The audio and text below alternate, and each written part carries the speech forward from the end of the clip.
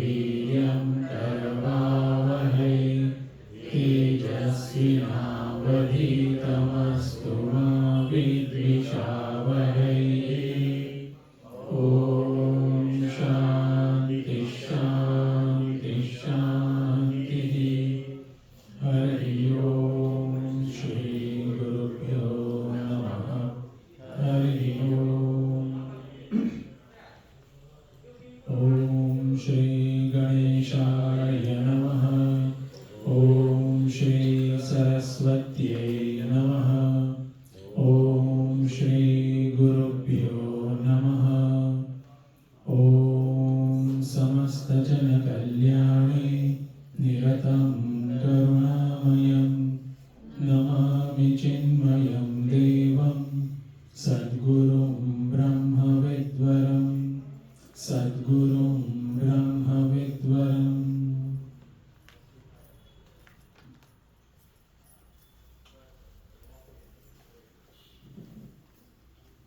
આપણે સૌ શાંતિ પાઠ કરીશું સાથે। ॐ भद्रं कर्णेभिः शृणुयाम देवाः भद्रं पश्येमाक्षभिर्यजत्राः स्थिरैरङ्गैः स्तुष्टुवागंसस्तनूभिः यशेम देवहितं यदायुः स्वस्ति न इन्द्रो वृद्धश्रवाः स्वस्ति नः पूषा विश्ववेदाः स्वस्ति नस्तार्क्ष्यो अरिष्टनेमिः स्वस्ति नो बृहस्पतिर्दधातु। ॐ शान्ति शान्ति शान्तिः।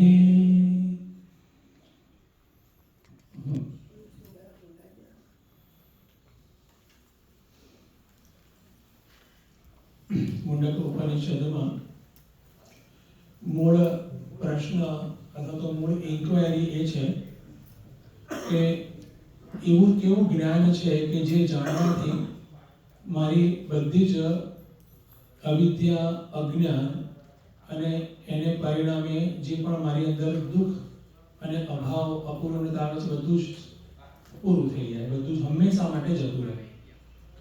ઓકે, એને જ કહે છે કસ્મિન્નો ભગવો વિજ્ઞાતે સર્વમિદં વિજ્ઞાતમ ભવતિ।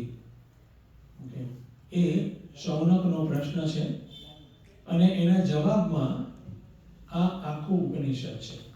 ઓકે, ગુરુ શિષ્ય સંવાદ રૂપે આ ઉપનિષદ છે। રાધર બધા જ ઉપનિષદ આ પ્રકારે જ છે, ગુરુ શિષ્ય સંવાદ રૂપે। ઓકે, અને તેમાં સૌ પ્રથમ અંગીરા ઋષિ એટલે કે ગુરુ શું કહે છે કે બે પ્રકારની વિદ્યાઓ છે આખી દુનિયામાં, બે પ્રકારના જ્ઞાન છે, પરા અને અપરા।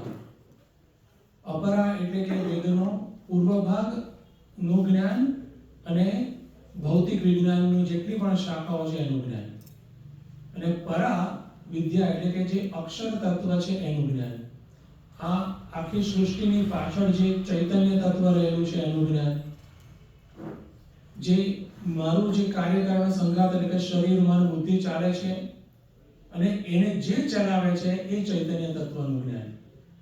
ઓકે, તો અને અહીંયા જ્ઞાન ઇન્ફોર્મેશન નહીં, માહિતીના રૂપમાં તો આપણે કહીશું કે ગૂગલ પણ જ્ઞાની કહેવાય, ગૂગલનું સર્ચ એન્જિન પણ જ્ઞાની કહેવાય, પણ એ માત્ર માહિતી છે। ઓકે, અને ત્યારબાદ વાત કરે છે શ્રુતિ કે કયા કયા અલગ અલગ પ્રકારની અપરા વિદ્યાઓ છે, તો બધા 4 વેદ અને વેદાંગ અને ઘણું બધું એમાં કહે છે। મૂળ વસ્તુ શું છે કે આ બધા જ જેટલી પણ વિદ્યાઓ છે અથવા તો સાયન્સ છે અને એનાથી એ વિદ્યાઓ દ્વારા જે પણ ઉપલબ્ધિ આપણે મેળવીએ છીએ તે ઉપલબ્ધિ બની શકે કે તત્કાલ કે ટેમ્પરરી મારું દુઃખ દૂર કરી શકે, પણ પૂર્ણ રૂપે જે મારે જોઈએ છે કે હંમેશા માટે દુઃખ નિવૃત્તિ એ અશક્ય છે। અને શ્રુતિ ત્યાં સુધી પણ કહે છે કે કેટલીક પ્રારંભિક જે ઉત્ક્રાંતિની અવસ્થા હોય ત્યાં એ વખતે ભલે કે આ પ્રકારે તો ઈચ્છા પૂર્તિ માટે વ્યવસ્થિત પ્રયાસ કરે, પણ વ્યક્તિએ કહે છે કે સભાનપણે પોતાનું જીવન જીવવું જોઈએ, જેના પરિણામ સ્વરૂપ શું થશે? જે તે ઈચ્છા પૂરી થઈ અને એના દ્વારા એને જે પણ ઉપલબ્ધિ થઈ એમાંથી એ બહાર નીકળશે. ઓકે, એમાં ને એમાં જ નહીં રહે. હજુ પછી આનાથી વધારે સારું કયા પ્રકારે સુખનું ધોરણ હોઈ શકે એ જોશે. એકચ્યુઅલી આપણે ભૌતિક જગતમાં પણ એ પ્રકારે જ જોતા હોઈએ છીએ, કેવી રીતે લક્ઝરી વધે, સિક્યુરિટી વધે, જોતા હોઈએ છીએ. પણ સાધક માટે જરૂરી છે કે થોડું વધારે ઇન્ટેલિજન્ટલી વિચારે કે ભૌતિક સમૃદ્ધિ જે છે અથવા તો કોઈ પણ એ પ્રકારનું ઉપલબ્ધિ છે તે મારા જીવનની ક્વોલિટી નથી વધારતું. ઓકે, એ વાત જેને સ્પષ્ટ થાય છે એ જ આગળ નીકળે છે. બાકીના શું કહે છે અહીંયા? બાલાહ. બાકીના બધા કેવા છે? બાળક બુદ્ધિ છે. હજુ એ પ્રકારે શ્રુતિ માતા થોડું એ પ્રકારે એમની વાત કરે છે. અને શુભ કર્મો કર્યા છે તો શુભ ફળ પણ મળશે આ જન્મમાં અને મૃત્યુ પછી પણ. પણ એ પણ કેવું હશે? ટેમ્પરરી, કાલ સાપેક્ષ. ઓકે, અને આપણે કેવું સુખ જોઈએ છે? કાલ નિરપેક્ષ. મેચ નથી થતું. પોઈન્ટ આ છે. હા, અહીંયા એક વસ્તુ આપણે સ્પષ્ટ રાખીએ કે જે કર્મ જે છે ને ખૂબ જ ઇમ્પોર્ટન્ટ છે. અહીંયા શ્રુતિ કર્મ ન કરવું એવું નથી કહેતી. ઓકે, કર્મનું પોતાનું ઇમ્પોર્ટન્સ છે. આખું જગતમાં જે પણ આપણે ઉપલબ્ધિ મેળવીએ છીએ બધું કર્મથી જ મેળવીએ છીએ. કર્મ પ્રધાન જગત કરી રાખા, એટલે એ પણ છે. પણ આપણે આપણી વિવેક બુદ્ધિનો પણ ઉપયોગ કરવો જોઈએ અને કર્મનો ઉપયોગ એક સાધન તરીકે કરી અને એમાંથી મેચ્યોર થઈને બહાર નીકળવું છે. ઓકે, આ કરવા માટે જરૂરી છે કે જે બી આપણા નિત્ય કર્મો હોય, આપણી ડ્યુટી હોય, પ્રોપર રીતે આપણે એને ફૂલફિલ કરીએ તો જ આપણું ભવિષ્ય ઉજળું છે. ઓકે, કોઈ એમ વિચારે કે જો શ્રુતિ પણ કહે છે કે કર્મનો કોઈ મહત્વ નથી ને મતલબ નથી તો છોડો, તો એમ એનો લાભ નહીં થાય. વેદાંતના સ્ટુડન્ટ માટે, સાધક માટે હું તો કહું છું જે પણ એક સાવધાનીથી એક જીવે છે વ્યક્તિ, એ દરેક માટે જરૂરી છે કે પોતાના જીવનના અનુભવો પરથી જ શીખે સૌથી પહેલા. કારણ કે પોતાના જીવનના અનુભવો સૌથી નજીક છે આપણી. અને ચોક્કસપણે ધર્મમાંથી, વેદાંતમાંથી પણ શીખે કે કર્મની ઉપયોગિતા પણ છે અને એની લિમિટેશન પણ છે. સીધું કર્મને છોડી ના શકાય. એવી સ્થિતિ નથી આવી કે ભગવાન રમણ મહર્ષિ જેવી હોય અને રામકૃષ્ણ પરમહંસ, સુખદેવ જેવી કે કર્મ ત્યાગ એકદમ સહજ થઈ જાય. ઠીક છે, આપણા બધા માટે હજુ કે જીવ ભાવ છે ત્યાં સુધી ત્યાં તો લાગેલા જ રહેવું પડશે. ઓકે, પણ કઈ રીતે, ઓકે, કયા એટીટ્યુડથી આપણે એ કર્મમાં એન્ગેજ રહીએ છીએ એ અગત્યનું છે. ઓકે, તો નહીં તો શું થાય? કામ ન છોડા, ક્રોધ ન છોડા, નામ જપનો છોડી દિયા. જે છોડવાનું છે એને નથી છોડ્યું, ઉલટું પકડી લીધું. ઓકે, તો કે એવું ન જ થવું જોઈએ, એ આપણી અંદર સાવધાની હોય. ઓકે, અને આપણે ગઈકાલે પણ જોયું છે કે આ જે સકામ કર્મ છે, મારી કોઈ ઈચ્છા છે પૂરી થઈ તો એનાથી મને જે ઉપલબ્ધિ મળે છે એ આપણે 7મા મંત્રમાં જોયું હતું. ફરીથી આને આપણે ચેન્ટ કરી લઈશું.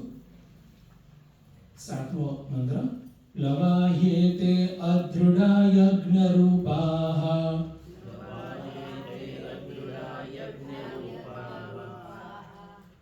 અષ્ટાદતો ક્ષક્તમવરમ યેષુ કર્મ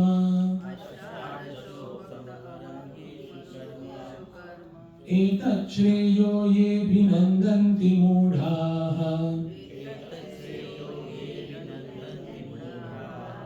जरा मृत्युं ते पुनरेवापि यन्ति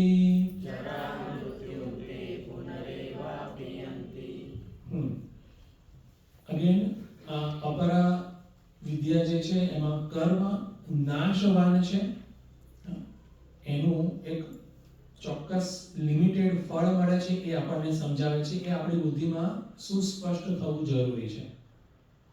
તો ઉપનિષદ અહીંયા એમ કહે છે, આ મંત્રમાં પણ વાત કરે છે, કર્મ હોય ને એના 3 અલગ અલગ સ્ટેજ હોય. ઓકે, પહેલું જે છે તે શું છે? કારકાણી, કારક. અલગ અલગ જે કારક, એટલે કે કોઈ પણ પ્રોજેક્ટ અથવા તો કર્મ કરવા માટે જે બેકગ્રાઉન્ડ પ્રોસેસ છે ને આપણે એ બધી સેટ કરવી, બધી ગોઠવવી, જેને આપણે કર્મની એસેસરીઝ પણ કહીએ. ઓકે, જેવી રીતે અહીંયા એક્ઝામ્પલ આપણે જે મંત્ર આપે છે એને પહેલા જોઈએ. જેમ કે કોઈ યજ્ઞ કરવો છે, હવન. કારણ કે અપરા વિદ્યામાં શ્રુતિ તો વેદ પૂર્વ ભાગ અને કર્મકાંડની જ વાત કરે છે. ઓકે, એને જ પોઈન્ટ આઉટ કરે છે. તો કોઈ પણ એક મિડ સાઇઝ પણ યજ્ઞ કરવો હોય ને, તેમાં પણ ઘણી બધી વસ્તુઓ જરૂર પડે છે. અલગ અલગ દ્રવ્યો પણ હોય ને, ઘણું બધું ધન પણ જોઈએ ને, પ્રોપર જગ્યા હોય ને, હવન કુંડ હોય ને. અહીંયા કહે છે કે અગેન નેચરલી શું યજમાન હોય, યજમાન પત્ની હોય અને પુરોહિત હોય. પુરોહિત કેટલા જોઈએ? એકચ્યુઅલી 16 જોઈએ. 4 વેદ છે, એક વેદના 4. એ પ્રકારે 16. પછી એમાં કોઈ અધ્વર્યું થાય ને, કોઈ મેં હોય, કોઈ એ પ્રકારે અલગ અલગ હોય. તો એ 16 વત્તા યજમાન અને યજ્ઞપતિ કેટલા થયા? 18. અષ્ટાદશ જે છે ને શબ્દ. તો આ યજ્ઞ રૂપાહ મીન્સ કે આ પ્રકારે કારક મારે સેટ કરવા આવશ્યક છે. ઓકે, તો પહેલું આ થઈ જાય છે. અને એ અલગ અલગ છે ને ષડકારકાણી એવું કહેવાય છે કે જે કર્તા છે તે, જે ક્રિયા, એની માટેના સાધનો, કરણ, પછી સંપ્રદાન કે એમાં કયો કયો લાભ કરતા કોણ છે, ચોથું. પાંચમું એ જગ્યા, પર્ટિક્યુલર જગ્યા. અને છઠ્ઠું છે ઉપાદાન, રિસોર્સ. મારે કઈ વસ્તુઓ જોઈએ જેના દ્વારા હું ક્રિયા કરીશ.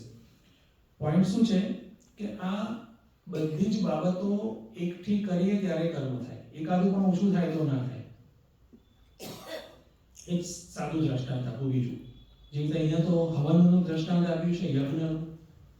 આપણે બીજું દ્રષ્ટાંત લઈએ. ધારો કે કોઈ વ્યક્તિએ એક ફેક્ટરી ઊભી કરવી છે. ઓકે, તો ફેક્ટરી ઊભી કરવા માટે પણ એ વિચારશે કે કયા રાજ્યમાં, કયા પ્રદેશમાં ફેક્ટરી ઊભી કરવી.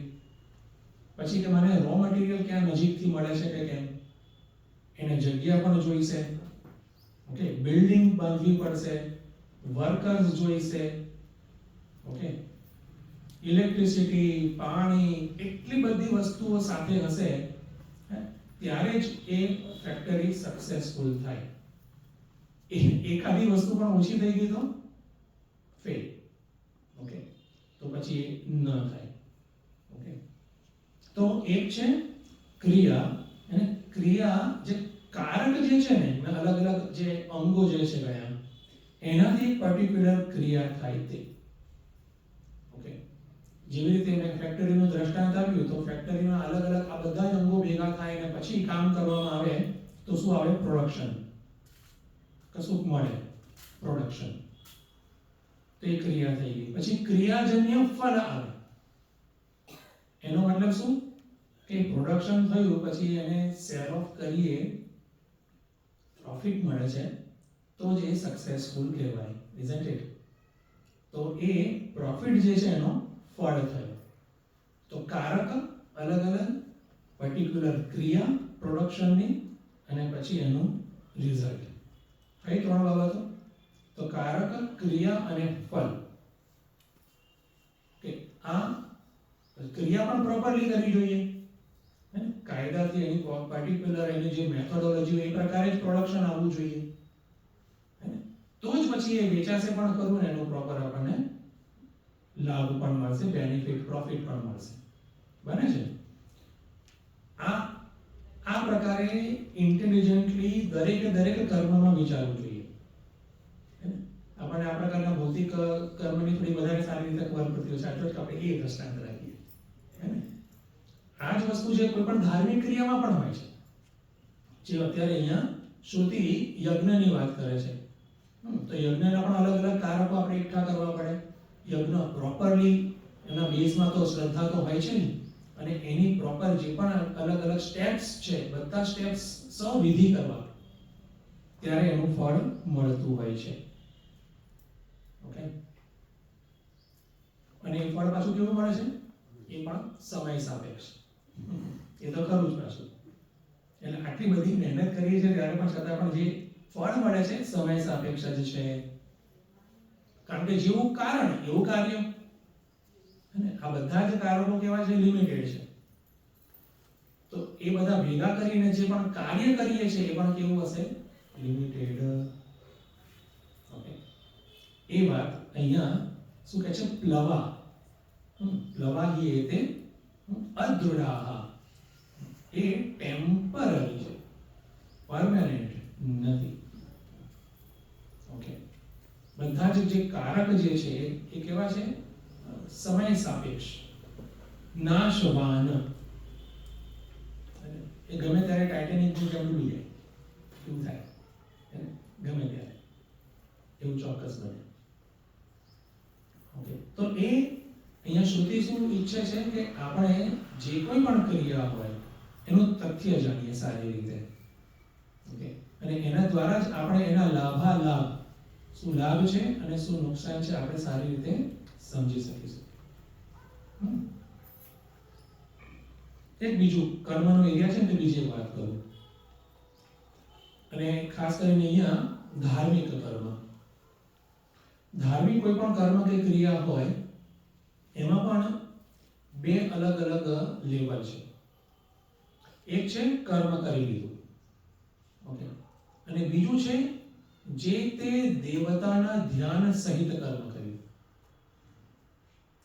જે તે દેવતાના ધ્યાન કરી અને પછી કર્મ કર્યું, બંનેમાં બહુ મોટો ફરક છે.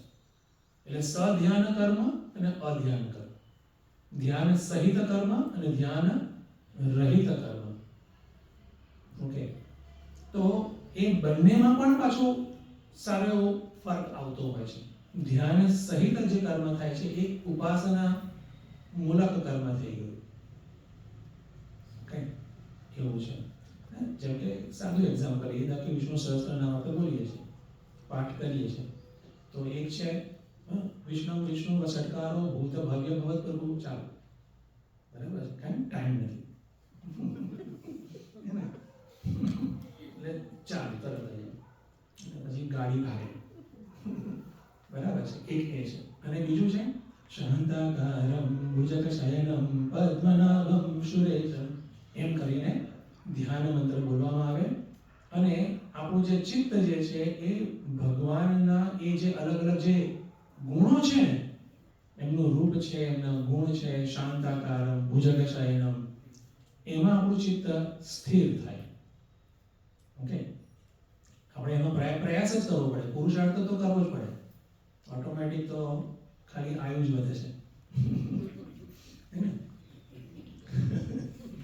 તો એ પુરુષાર્થ કરવો પડે. શાનો? કે આપણું ચિત્ત જે છે એ ભગવાનમાં સ્થિર થાય, એ ધ્યાન થયું, અને ત્યારબાદ ભગવાનના 1000 નામ. એટલે શું થયું છે? પછી મારું ધ્યાન ક્યાં ગયું છે? એ નામ દ્વારા નામીમાં. ઓકે, બન્યું? પેલામાં બની શકે કે મિકેનિકલ થઈ જાય બીજા વર્ઝનમાં.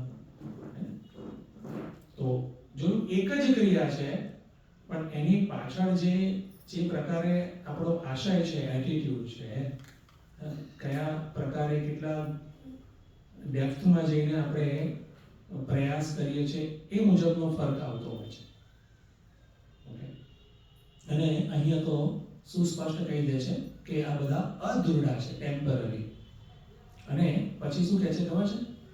ઘણા બધા લોકો એવા છે કે તે લોકોને એમ જ લાગે છે કે આ પ્રકારનું જે ક્રિયાઓ હોય બધી, એટલું જ કરવાનું હોય, એનાથી વધારે કશું ના આવે.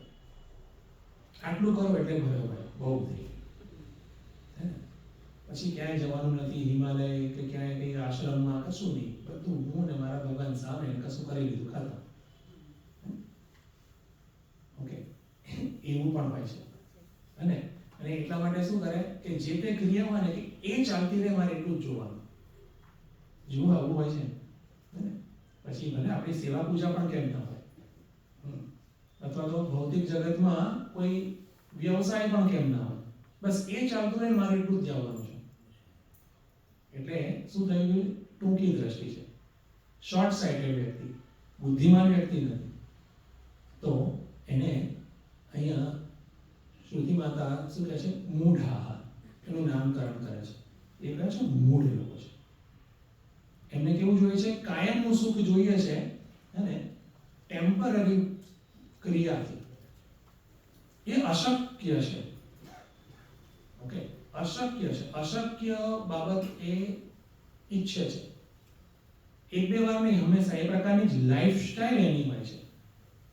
એ અભિનંદનતી, એ પ્રકારે જ એ વિચારે છે કે આમ જ હોવું જોઈએ, અને આ જ બેસ્ટ લાઈફ છે. જો પછી ધાર્મિક હોય કે ભૌતિક હોય, સકામ જેટલું પણ બાબત છે, વિચારી લો પોતપોતાનું. ક્યાંક ને ક્યાંક આપણે આ પ્રકારની એક ધારણા રાખી હોય છે. એટલા માટે અમુક વ્યક્તિ એવું થાય છે, રિટાયર થાય છે તો પણ એ જે તે જગ્યાએ કામ કરતા હતા ત્યાં જવું જ પડે, કે એના વગર ચેન નથી પડતું. તો ચલો જઈ આવીએ, તો હવે ચેન પડી ગયું, શાંતિ થઈ ગઈ. અરે પણ સોલ્યુશન નથી તમારી જોડે. સેમ વે કોઈ ધાર્મિક ક્રિયા. ઓકે, આટલું રાખીએ. પછી શું છે એનું પરિણામ? શું આવે છે? જરા મૃત્યુ તે પુનઃ એવ અભિયંતિ. વારે ને વારે, રિપીટેડ વે, આ બે વસ્તુ આવે છે, જરા મૃત્યુ. જરા અવસ્થા, મૃત્યુ અવસ્થા. જરા અવસ્થાને શું સમજો? લાચારી, અલગ પ્રકારની. વ્યક્તિ લાચારીથી ભરેલો. અને મૃત્યુ, કોઈ વ્યક્તિ એમ વિચારે કે ઘણું બધું મારી પાસે બધી લક્ઝરી અને ધન હશે, પૈસા હશે, તો પછી ચાલશે, બસ છેક સુધી જશે. ક્યાં સુધી કેવું નહીં વિચારવાનું, સારું વિચારવાનું એમ. પણ શું થતું હોય છે? ભલે પૈસા ઘણા બધા કમાયા, ઓકે, પણ એ જ પૈસાથી દૂર થઈ જાય. બરાબર છે? પૈસા ભલે ઓછા ના થયા, અથવા તો ઝીરો ના થઈ ગયા, એ પોતે ઝીરો થઈ ગયા, મૃત્યુ.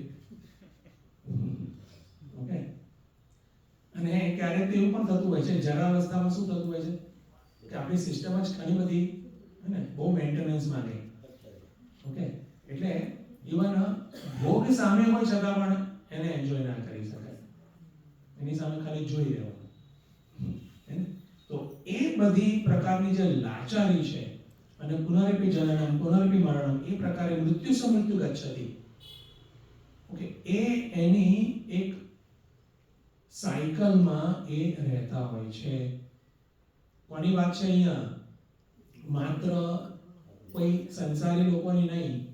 ઓકે, ધાર્મિક, નેચરલી થોડું સકામતા છે, અને એ દ્વારા જ, ધાર્મિક ક્રિયાઓ દ્વારા જ પછી પોતાને અક્ષય સુખની પ્રાપ્તિ થશે, એ પ્રકારની ધારણા છે. તો એ ગડબડ છે. ઓકે, અને હજુ પણ એ પ્રકારના લોકોને માટે શ્રુતિ થોડું વધારે કહે છે કે જેથી ક્લિયર થાય, ઉપનિષદના સ્ટુડન્ટની બુદ્ધિમાં ક્લિયર થાય કે કર્મની શું પહોંચ છે અને શું મર્યાદા છે, બંને. ઓકે, અને સકામ કર્મથી શું થાય છે, અને નિષ્કામ કર્મનું પણ શું પરિણામ મળે છે, બંને આપણી અંદર સ્પષ્ટ હોય. એક વાત બહુ સરસ છે, આપણે સાથે સાથે પણ કહી દઈએ કે વેદ જે છે, જે આ બધી જે નિંદા કરે છે ને, સકામ કર્મની કરે છે. ઓકે, કે હું આ કામ કરીશ, આ હવન કરીશ, કે આ પૂજા કરીશ, કે હવન અનુષ્ઠાન કરીશ, તો મારું આ કામ થઈ જશે, અથવા મારા સગાનું આ કામ થઈ જશે, બધું સકામ થઈ ગયું. ઓકે, તો કે છે એ એની નિંદા કરે છે, નિષ્કામ કર્મની નહીં. એની કદી નિંદા નહીં. એના દ્વારા તો ચિત્ત શુદ્ધિ થાય છે, જ્ઞાન માટે વ્યક્તિ લાયક બને છે. ઓકે, એ તો ખૂબ જ અગત્યનું છે. ભગવદ્ ગીતામાં પણ જોઈએ છે ને, હા, શું કહે છે? પુષ્પિતામ વાચમ. આ બધા ખાલી બોલવા વાળા લોકો છે. ઓકે, ઘણા બધા એવા છે. તો એને નિંદા કરે છે શ્રુતિ. ભગવદ્ ગીતે ભવદ દ્વેષિણી, એનો દ્વેષ કરે છે ત્યાં સુધી. પણ એ જ જો નિષ્કામ કર્મ હોય તો કર્મણ્યેવાધિકાર હસ્તે મા ફલેષુ કદાચન, કે તું કર લે. આ પ્રકારનું કર્મ તો દરેક વ્યક્તિએ કરવું જોઈએ. પછી એ લૌકિક કર્મ હોય કે ધાર્મિક કર્મ હોય, સકામ છે એની નિંદા છે. ઓકે, તો એ દિશામાં જ હવે આગળ જે લોકોની મેન્ટાલિટી આ પ્રકારની છે, ઓકે, એના વિશે શ્રુતિ અહીંયા વાત કરે છે આગળના મંત્રમાં. અવિદ્યાયામંતરે વર્તમાનાઃ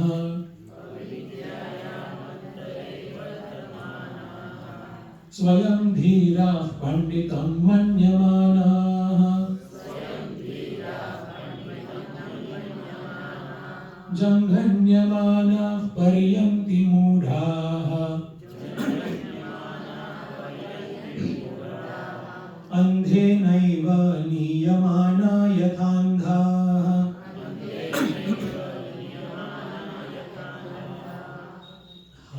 હવે અહીંયા વાત શું કરે છે કે એવા ભાઈ લોકો છે કે અવિદ્યાયામ અંતરે વર્તમાન, મીન્સ કે અવિદ્યામાં એકદમ ડૂબેલા હોય, હે ને?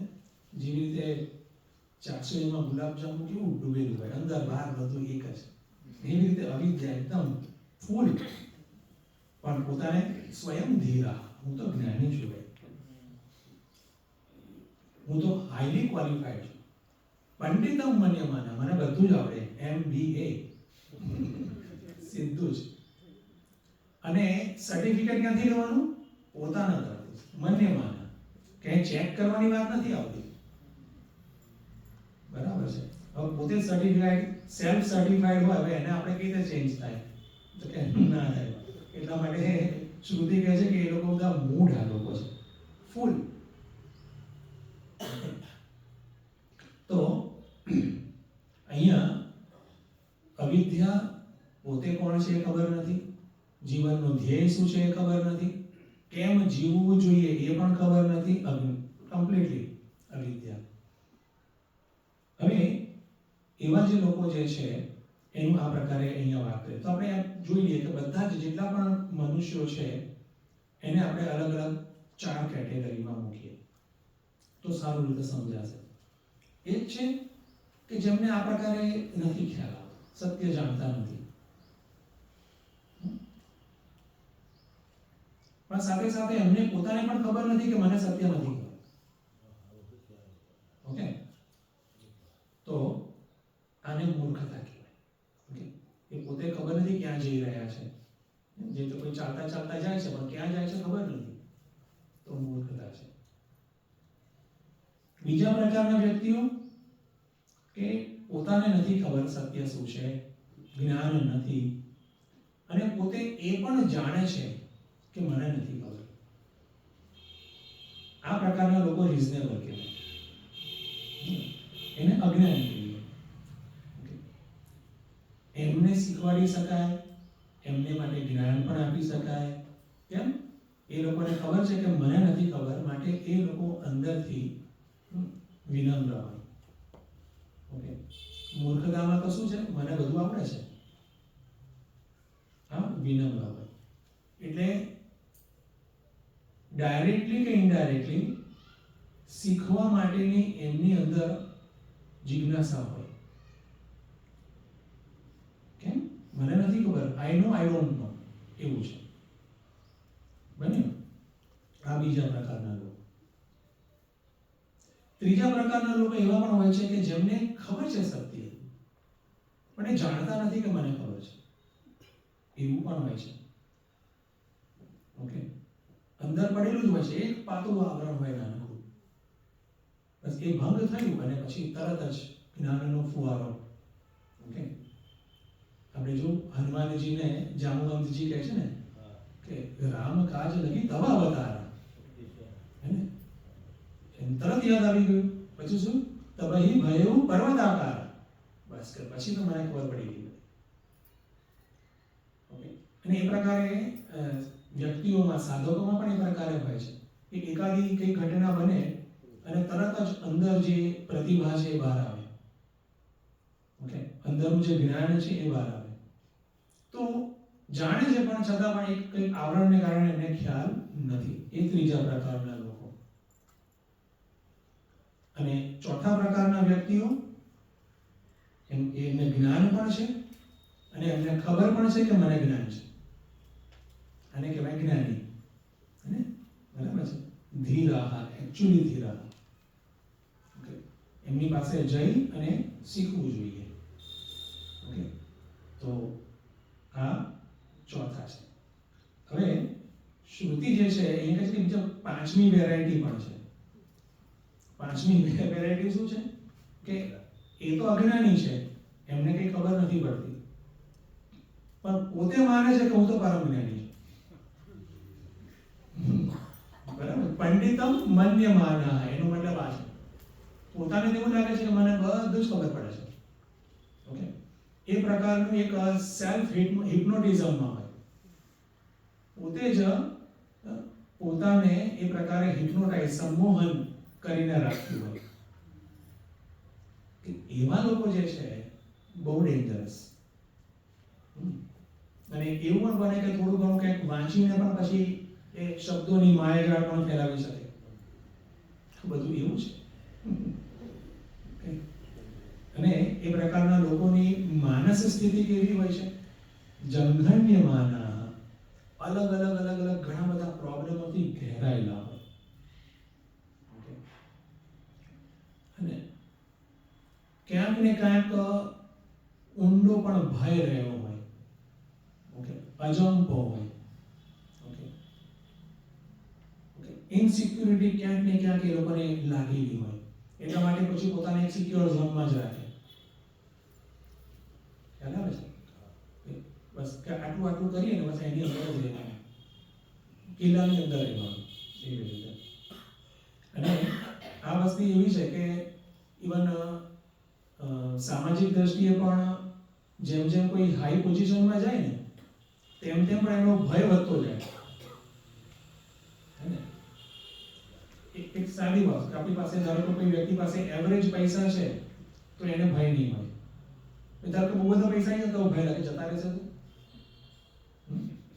એવરેજ પોઝિશનમાં તો વાંધો નહીં, પણ ધારો કે ચીફ મિનિસ્ટર બની ગયા તો કે હવે મારે બધું આનંદ તો આવે છે, પણ મારું કોઈ બીજો કોઈ આવી તો નહીં જાય ને કોમ્પિટિટર. જેટલી ઊંચી પોઝિશન એટલો ભય પણ ઊંચો. કોની માટે? અગેન જે મેચ્યોર નથી એની માટે. આ નિયમ નથી, આપણે વાત કરીએ છીએ મૂળની.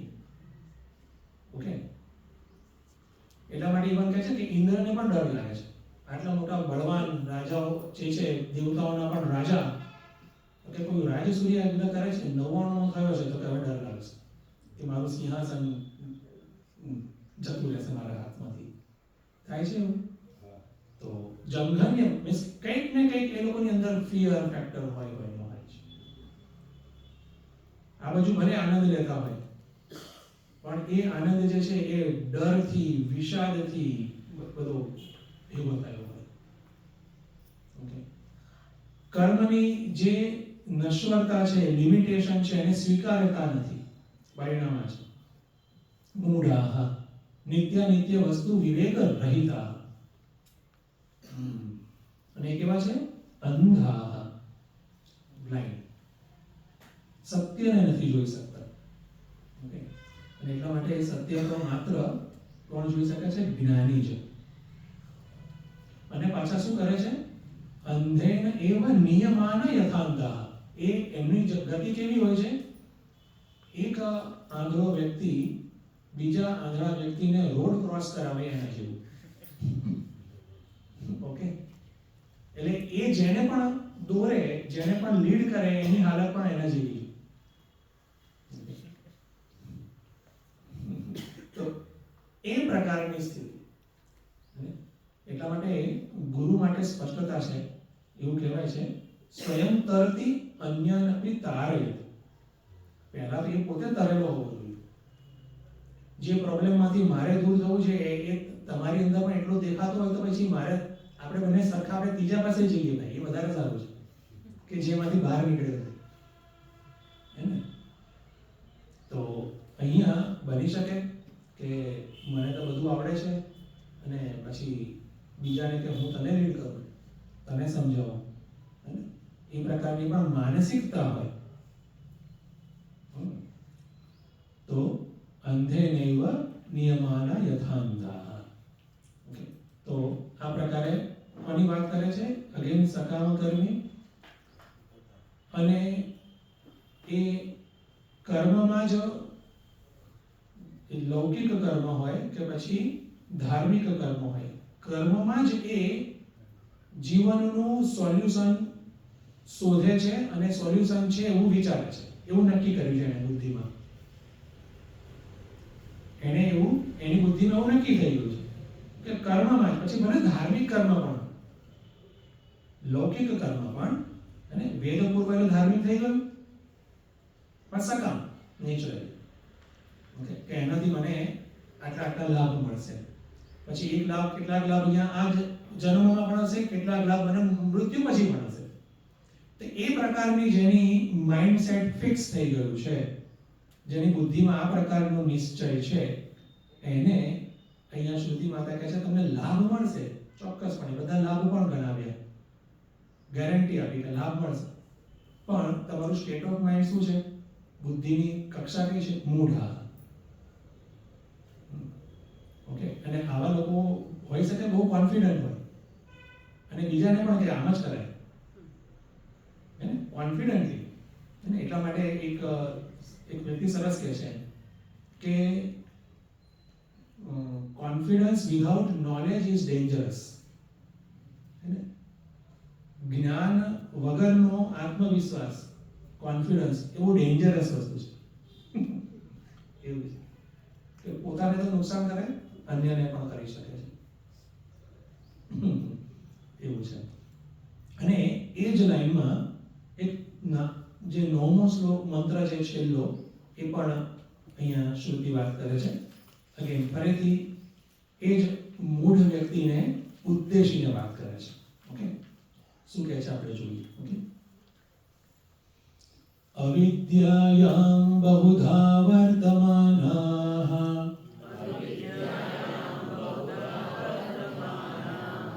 વયં કૃતાર્થા ઇત્યભિમન્યન્તિ બાલાઃ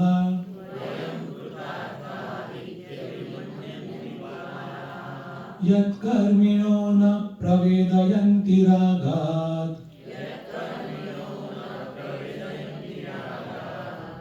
તેનાતુરાક્ષીણ લોકાસ્યવ્યન્તે.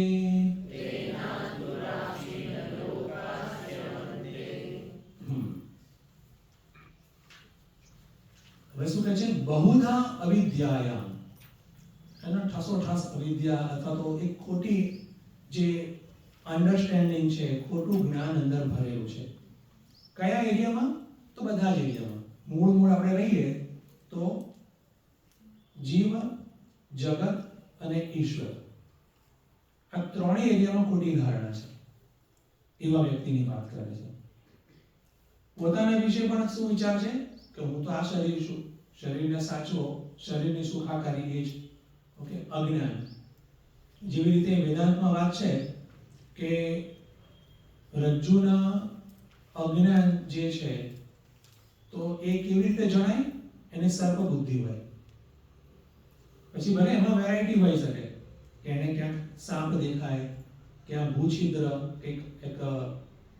ત્યાં એક શું કહેવાય, તિરાડ પડી ગઈ છે, અથવા તો કે માલા પડી છે, લાકડી પડી છે, જે અલગ અલગ જે વેરાયટી એને દેખાય. પણ એની બુદ્ધિમાં શું હોય કે અહીંયા તો કશું છે, સર્પ છે અથવા તો ભૂછિદ્ર છે કે માળા, રજ્જુનું જ્ઞાન એનીમાં. હવે આ બહુ વિશિષ્ટ બાબત છે. અજ્ઞાન છે એની ખબર હોવી એ ઉપલબ્ધિ છે. પોઈન્ટ અહીંયા એ છે. મને નથી ખબર એવી ખબર પડવી એ એચિવમેન્ટ છે. આ બહુ સરસ બાબત અહીંયા શ્રુતિ માતા પણ કહે છે. તો અહીંયા કેવા લોકોની વાત છે કે એને ખબર જ નથી કે એને ખબર નથી. પાછું ઉલટું, આ તો સર્પ જ છે, ઉલટી બુદ્ધિ કે આ તો આમ જ છે, એ પ્રકારનું એનું પોતાના વિશે પણ એ પ્રકારની એની ધારણા હોય. જગતમાં પણ એક્ઝેક્ટલી એવું ઘણા બધા લોકોને એ પ્રકાર હોય છે. એક દ્રષ્ટાંત આપીશ તો ખ્યાલ આવી જશે કે મારા જીવનમાં થોડોક ફેરફાર આટલો થઈ જશે ને બસ પછી બધી શાંતિ, પછી હંમેશા માટે શાંતિ. એવું કહેતા હોય છે કે નહીં? થતું હોય છે. બસ થોડુંક બસ મારે આટલું જ થોડુંક દેવું છે, એ ચૂકતે થઈ જાય પછી શાંતિ, પછી કશું નથી જોતું ભગવાન. એ પતી ગયા પછી લાઈનમાં ઊભા જ હોય પાછા થોડાક સમય પછી. તો એ રહેતું જ હોય છે, isn't it?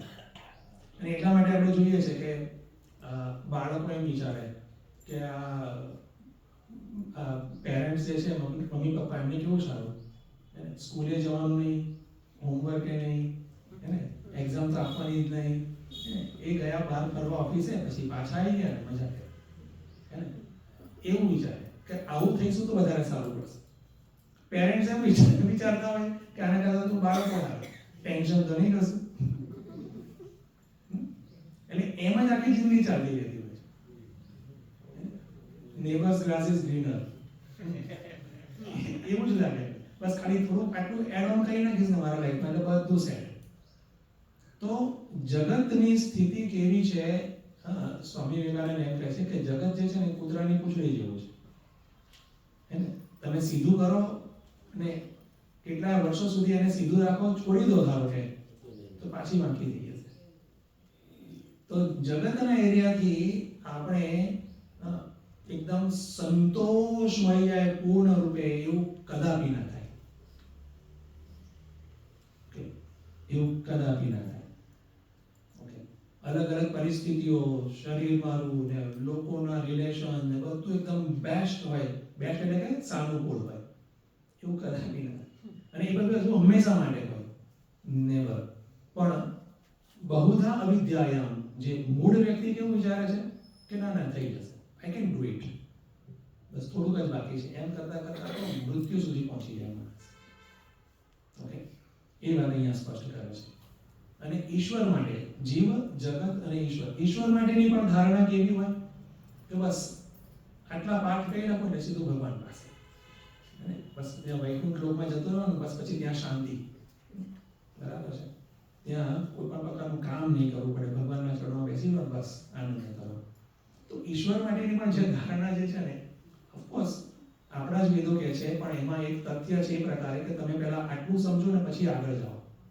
તો ત્યાં જ ધાકે ફિક્સ થઈ ગઈ બુદ્ધિ, મૂઢા. ઓકે, તો અવિદ્યાયામ બહુધા, બહુ જ મૂળ છે અંદર. અને સ્થિતિ કેવી છે? વયમ કૃતાર્થા, બસ મારી પાસે બધું જ છે. એકચ્યુઅલી છે ને, સંસારી જે માનસ છે આ પ્રકારે, એને દર્શાવવા માટે આપણા શાસ્ત્રોમાં જ વાત કરી છે કે એક નાનકડી આમ કથા જેવી જ વાત કરે છે કે વ્યક્તિ ચાલતા ચાલતા જતો હતો અને ખબર નહીં શું ધૂનમાં છે, કૂવો પણ ના જોયો, કૂવામાં પડી. તો કૂવો તો ઊંડો હતો અને પાણી હતું નીચે, એમાં સાપ હતા. પણ કૂવાની દિવાલમાં એક ઝાડ ઉગ્યું હશે, પીપળો કે કશું કે, એ હાથમાં આવ્યું તો પકડી લીધું એને. ઓકે, હવે વજન વધારે તો એના મૂળ જે છે એ પણ છૂટી રહ્યા હતા. ઓકે, એ બધું જોતો હતો. નીચે સાપ રાહ જોતા હતા, આ બાજુ મૂળ પણ તૂટી રહ્યા હતા, અને મૂળ જે છે ત્યાં ઉંદરો હતા, એને મૂળને ખાતા હતા. ઓકે, અને જે થોડુંક ઝાડ હતું ને ત્યાં મધકૂડો હતો. હવે એ ભાઈ પડ્યા એટલે મધકૂડો ઉડ્યો અને એને ડંખ મારે, એટલે હેરાન બધી બાજુ. પણ પેલો મધુનો છે ને રસ પડતો હતો, તો સેજ આમ લાંબુ કરીએ પીવે છે. પછી કે હા, વોટ એ લાઈફ, બહુ સરસ. આવું છે મૂળતા, વોટ એ લવલી લાઈફ, બહુ સરસ. બરાબર. પણ આ બધી બાજુથી ઘેરાયેલા છે જોતા નથી. મૂળ વયમ કૃતાર્થ, મારે કશાની જરૂર નથી. વેદાંત વગેરે નો, આઈ એમ ફાઇન. મારે વેદાંતની આવશ્યક, મારે ભગવદ ગીતાની આવશ્યકતા નથી. ઓકે, પછી એવું પણ ના કહેવાય કે હું ભગવદ ગીતાને લાયક નથી. તો ઈગો પણ જોવો પડે ને આપણે. મારે ભગવદ ગીતાની આવશ્યકતા નથી. ઉપનિષદ નો, આઈ એમ ફાઇન. વયમ કૃતાર્થ, મારે કશાની જરૂર નથી, હું કમ્પ્લીટ છું. ઓકે, એ પ્રકારે જ દેખાડો કરે, એ પ્રકારે જ કન્ડિશન હોય વ્યક્તિ. ઓકે, એને ઉપનિષદ શું કહે છે, શ્રુતિ કહે છે બાલા. એ બાળકો છે, બાળક બુદ્ધિ. શરીરની દ્રષ્ટિએ જે ઉંમર હોય, પણ એકચ્યુઅલી જ્ઞાનની દ્રષ્ટિએ, સમજની દ્રષ્ટિએ બાળક છે, બાલા. કે આટલી મેચ્યોરિટી પણ એની નથી આવી. તો એનું માઇન્ડ સામે હોય તો કે રાગા. એનું માઇન્ડ જે છે, એના જે રાગના જે વિષયો હોય ને, એને જે ગમતું હોય, નેચરલી શું ગમતું હોય, અલગ અલગ વિષયો. કે આ મારી પાસે નથી, આટલું બેંક બેલેન્સ મારી પાસે નથી, આ કરી લો, આટલું ફર્નિચર ને આટલું ઘર ને, પછી મારે એને મેન્ટેન કરવાનું. યોગક્ષેમ, વસ્તુઓ ભેગી કરીને એને પછી મેન્ટેન કરવાની. એમાં જ એનું ચિત્ત પરોવાયેલું હોય, એમાં જ એનું ચિત્ત પરોવાયેલું. આ બાજુ ખબર નથી કે ઘેરાયેલો છે શાનાથી, મૃત્યુ સમૃત્યુ આપનોથી. ગમે ત્યારે મૃત્યુ આવશે, ગમે ત્યારે બધું જે એને મેળવ્યું જતું રહી શકે છે. નો, એ પ્રકારની વિચારસરણી નથી કરી શકતા. ઓકે, અગે મને સ્વામી વિવેકાનંદ યાદ આવે છે, કહે છે કે અરે ભલે તમે 100 વર્ષ જીવો, સ્વામીજી એમ કહે છે, એનો શું મતલબ છે, કેવું જીવો છો એનો મતલબ છે. જીવન જીવતી વખતે આપણે કેટલું શીખીએ છીએ, આપણું જે જ્ઞાન છે, સમજ છે, કેટલી વધે છે, એ અગત્યનું છે. એ તો કહે છે સ્વામીજી કાચબો 400 વર્ષ જીવે છે, પણ એનો શું મતલબ? વધારે જીવવાથી પણ શું લાભ, જો એનો ઉપયોગ આપણે વધારે જ્ઞાન, સમજ અથવા તો ચિત્ત શુદ્ધિ માટે નથી કરી શકતા. ઓકે, તો રાગા. અને બીજું એક સ્ટેટ ઓફ માઇન્ડ કેવું છે, માનસિકતા આતુરાહ. એ અત્યંત ડિપ્રેસ્ડ હોય ને, આપણે જે અત્યારના જે સાયકોલોજીકલ બધા રોગ કહીએ ને, બધા એક ને કે બીજા અંદર હોય. એની અંદર ડિપ્રેશન હોય, સપ્રેશન હોય, એન્ઝાઇટી હોય ને, એ ઈર્ષાળુ હોય ને, એ પ્રકાર. પછી જે અલગ અલગ જે રીપુ એટલે કે દુશ્મનો જે છે ને, કામ, ક્રોધ, લોભ, મોહ, મદ, મત્સર, એ બધા આપણે એની અંદર જોઈ શકીએ. ઓકે, પહેલા કામ આવે, પછી ક્રોધ આવે, પછી લોભ આવે, એમ બધા વારા લે. અને ક્યારેક એકથી વધારે હોય, ક્યારેક એકથી વધારે. હવે એ પ્રકારના ઓબ્સેસ્ડ, એ પ્રકારના લોકો આતુરાહ. જોયું? હવે વાત એમ છે કે જો મૂળતા હશે બુદ્ધિની, તો ક્યાં સુધી વ્યક્તિ જઈ શકે છે. ઓકે, અને એ જે એનું જે જીવન છે એના વિશે શું કહે છે, ક્ષીણ લોકા. મનુષ્ય જીવન જે છે, મનુષ્યનું નેચરલી જન્મ મળે તો પાપ અને પુણ્ય બંને હોય. પુણ્ય તો છે જ. હવે જો એનો સદુપયોગ નથી કરતો તો એટલું પુણ્ય ઓછું થતું જાય છે. નવું તો આવતું જ નથી, એટલું ઓછું થતું જાય છે. તો પછી બેલેન્સમાં શું રહેશે સમજી લો, નેચરલી. બાકી શું રહેશે? તો કહે છે કે આપણે લોસમાં જઈએ છીએ, જવંતે. અને એ પ્રકારના જે લોકો જે છે એને અન્ય જગ્યાએ મહાપુરુષો કહે છે કે ભૂમિભારા. એ લોકો ભૂમિભાર છે, પોતાના જીવનને પણ કંઈક સાચી દિશામાં નથી લઈ જઈ શકતા અને અન્યને પણ ગેરમાર્ગે દોરે, એ પ્રકારનું એમનું વર્તન છે. ઓકે, અહીંયા જે વાત જે છે ને એમ સ્પષ્ટ રાખવું કે ભૌતિક રીતે એમનું અધોગતિ થાય છે, એ થઈ પણ શકે, એની વાત નથી, પણ આધ્યાત્મિક રીતે ચોક્કસ અધોગતિ થાય છે. ઓકે, આધ્યાત્મિક રીતે અધોગતિ થાય છે. અને નેચરલી પરિણામ સ્વરૂપ એમની જે બીજો જે જન્મ જે છે એ કંઈક લોઅર યોનિમાં જ હોય. બરાબર છે, બધા કોકરોચ ને ગરોળી વધારે બને પછી એવા. કારણ કે અમે બેસી રહેવાનું છે તો ત્યાં બેસી એમાં કશું કરવાનું ના હોય ને તો વધારે સારું. તો એવું છે. જો ગીતામાં પણ આ વસ્તુ સ્પષ્ટ કહે છે કે ગીતા જે શું છે, ઉપનિષદ છે. ઉપનિષદ છે એનો જ સાર છે ભગવદ્ ગીતા. ઓકે, એટલે ગીતાનો અભ્યાસ છે એ પણ ઇનડાયરેક્ટલી ઉપનિષદનો જ અભ્યાસ છે. પણ ચોક્કસપણે આ પ્રકારે ક્યારેક ઉપનિષદનો ડાયરેક્ટ અભ્યાસ પણ કરવો જોઈએ. ઓકે, તો ગીતામાં પણ કહે છે કે અંતવંતુ ફલમ તેષામ તદ ભવત્યલ્પ મેધસામ અલ્પમેધસામ દેવામ દેવયજો યાન્તિ મદ ભક્તા મામ યાન્તિ મામપી. સ્પષ્ટમ? ઓકે, ત્યાં પર શું છે? અલ્પમેધસામ, મૂઢાહ, અહીંયા મૂઢતા કીધું છે. તો આ અહીંયા સ્પષ્ટતા શ્રુતિ માતા આપે છે કે ધ્યાન રાખીએ આ પ્રકારે કે આપણે જીવનની જે પણ ઉપલબ્ધિ અને સુખ મળે છે એમાં જો આપણી બુદ્ધિને ફિક્સ કરી દીધું છે, ઓકે, તો પોતાને તો ભલે આપણે પંડિત માનીએ પણ શ્રુતિ આપણને પંડિત નથી કહેતી. શ્રુતિ આપણને કહે છે મૂઢા. આ બધી મૂઢતા છે. એટલા માટે જ આ બધામાંથી બચવા માટે શું કહે છે કે હંમેશા શિષ્ય બનવું જોઈએ, વિદ્યાર્થી, શીખતા રહો. વર્તમાન જે પણ મારી એક સમજ છે એમાં પણ રિફાઇનમેન્ટ અથવા તો સમજને વધારવાનો અવકાશ છે એવું ધ્યાનમાં રાખવું અને શીખતા રહો. પછી આખું બ્રહ્માંડ પણ આપણને શીખવાડશે, અંદરથી પણ બોધ આવશે અને અવશ્ય રૂપે શાસ્ત્રનો અભ્યાસ કરવો જોઈએ, વેદાંતનો અભ્યાસ કરવો જોઈએ. કયા આશયથી? શીખવાના આશયથી. મને ખબર છે હું ચેક કરેલું એ રીતે પણ નહીં, ઇન્ફોર્મેશનના રૂપે પણ નહીં કે હું કોઈને કહું પછી મજા આવશે એમાં. એટલે એ બધી જ બાબતો વિદ્યાર્થી વૃત્તિથી. ગુરુદેવ સ્વામી ચિન્મયાનંદજીમાં એ પ્રકારે કહેતા હતા કે I am a humble student of Vedanta.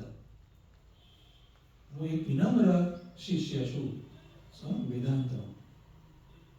Okay, મહાપુરુષ પણ આ પ્રકારે કહેતા, આપણે કિસ ખેતી મળી, રાઈટ? તો એ વાત છે.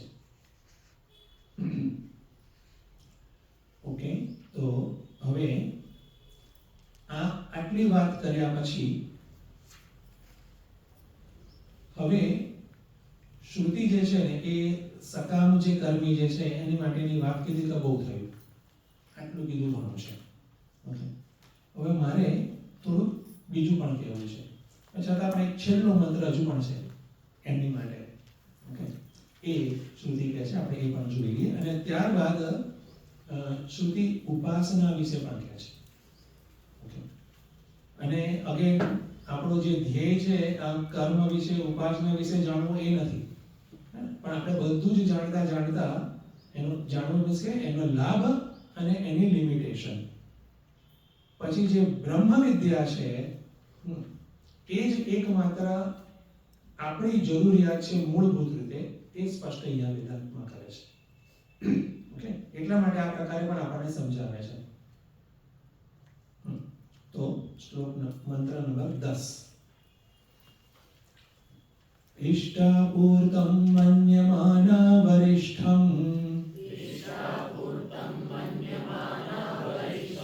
નાન્યશ્રેયો વેદયન્તે પ્રમૂઢાઃ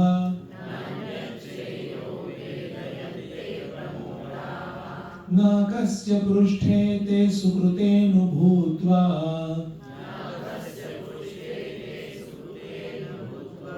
ઇમં લોકં હીનતરં વા વિશન્તિ.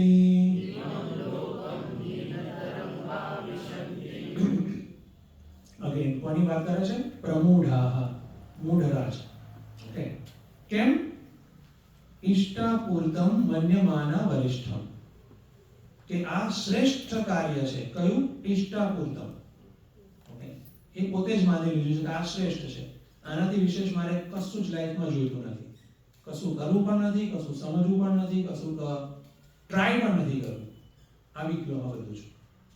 જો ઘણા બધા લોકોની આ પ્રકારે ફિક્સ માનસિકતા છે. જુઓ, પાર્ટલી આપણામાં, પાર્ટલી અન્યમાં પણ, આજુબાજુ. ઓકે, તો તેને અહીંયા શ્રુતિ માતા એની નિંદા કરે છે કે આ ન કરો. ઇષ્ટાપૂર્તમ એટલે શું? તો ઇષ્ટ જે છે એ છે અલગ અલગ, જો વૈદિક જે વેદ પૂર્વ ભાગમાં જો ને શ્રૌત કર્મ ઇષ્ટ, અને પૂર્ત એટલે કે સ્માર્ત કર્માણી. ઓકે, વાપી ઉપ તડાગાદી એ પ્રકારે ભાષ્યકાર મળે છે. ઇન ધ સેન્સ કે કોઈ પાણીની પરબ બનાવવી, બરાબર છે, દિવાલય બનાવવું, પછી હા ભંડારો કરવો. આ બધું તો સારી વસ્તુ છે. આપણને લાગે કે આવું કેમ કહે છે તો શ્રુતિ માતા, પણ એ પાણીની પરબ કરવી, દેવાલય બનાવવું, સાથે સાથે એ પણ ક્લેરિટી હોય અથવા તો કન્ડિશન હોય કે મારો ફોટોગ્રાફ બી આવવું જોઈએ ન્યૂઝપેપરમાં. ઓકે, તકતી મારી ખાસ, એમ ખૂણામાં ના ચાલે. ઓકે, બધું જ સ્પેસિફિકેશન સાથે. ઓકે, સારું કામ છે, પણ સાથે સાથે તરત જ એન્કેશ કરી લીધું એનું પુણ્ય. ઓકે, એટલા માટે આપણી સંસ્કૃતિમાં એવું છે કે જે પણ શુભ કાર્ય કરો ને એ દેખાડો નહીં. શું કે છે, ડાબો હાથ કશું કરે જમણાને ખબર ના પડે, એવું હોવું જોઈએ. અહીંયા તો 2 કર્યું ને 22 બતાવે. ગેટિંગ એવું પણ, અથવા તો કર્યું છે તો બડાઈ કરાઈને બતાવે કે ન્યૂઝપેપરમાં આવવું જોઈએ કે આટલું બધું વૃક્ષારોપણ કર્યું, અથવા તો કશું પણ પાણી પાયું કોઈકને, વોટેવર જે બી હોય, સારું કાર્ય, અને બધા જ ન્યૂઝપેપરમાં આવવું જોઈએ. ઓકે, ઇલેક્ટ્રોનિક મીડિયા તો ખાસ. તો આ બધાના સ્પેસિફિકેશન એના હોય, એટલે કે આ લૌકિક જગતમાં જ એને નામ અને યશ એ ઈચ્છતો હોય. ઓકે, અને એટલું એક પાકું રાખવું કે આપણે કોઈ એક જ બાજુ ઝૂકી શકીએ. કોઈ એમ કહે કે ના ના અહીંયા થોડું નામ લઈ લઈએ, આપણે તો જોઈએ છે તો પેલું જેમ આધ્યાત્મિક પુણ્ય, ના, કોઈ એક જ મળશે, કોઈ એક જ મળે. જેનો આધ્યાત્મિક આશય છે, ઓકે, એનું ધ્યાન ક્યાં હશે? ચિત્ત શુદ્ધિમાં. એ ચોક્કસ ખુશ થશે કે જો મને આટલો સરસ મોકો મળ્યો. બરાબર છે, સરસ મોકો બન્યો, બહુ સરસ બને કે ચલો ભાગવત સપ્તાહ કરી, આ પ્રકારનું જ્ઞાન યજ્ઞનું આયોજન થયું, તો ત્યાં આશય એવો એ પ્રકારનું અંદર માનસ. એવું નહીં કે બસ એક નામ થઈ જાય આપણું વ્યવસ્થિત. તો શું થશે ત્યાં? એ બાબત જે છે એને વધારે વિનમ્ર બનાવશે. આધ્યાત્મિક પુણ્ય ચોક્કસ મળે છે, ચિત્ત શુદ્ધિ થાય છે, એ વ્યક્તિ વધારે વિનમ્ર પણ થશે. ઓકે, વિદ્યા વિનયન શો કરે. ઓકે, લોકોને એવું લાગે છે કે દેખાડવાથી મારો કોન્ફિડન્સ દેખાય છે. નો, ઈગો દેખાય છે. ઈગો, અહંકાર દેખાય છે. અહંકારને કોન્ફિડન્સમાં ખપાવી દે. જો આ પ્રકારે થોડુંક વ્યવસ્થિત જોશો તો ખ્યાલ આવશે. અહંકારને સ્પષ્ટ વક્તામાં ખપાવી દે, સત્ય વક્તામાં. એ બી પાછું એને જે લાગતું હોય એ જ કહેવાય. તો એ બધું જે છે તો કહે છે કે એ મન્યમાના વરિષ્ઠમ, કે હું તો શ્રેષ્ઠ છું, હું તો શ્રેષ્ઠ છું, એ પ્રકારની માનસિકતા એની છે. ઓકે, તો તેને લૌકિક જે પણ ફળ મળવાનું છે, નામનું યશનું મળશે, આગળ નહીં જાય. હે ને? અહીંયા શ્રુતિ કેમ એ પ્રકારે મૂડને આવું બધું કહે છે કે આવું ન કરીએ આપણે. સમજુ વ્યક્તિ તરીકે આપણે એને ટાળીએ. મનમાં તે પ્રકારે આપણને ઈચ્છા થતી હોય પણ એ અયોગ્ય છે એ આપણને ખ્યાલ હોય.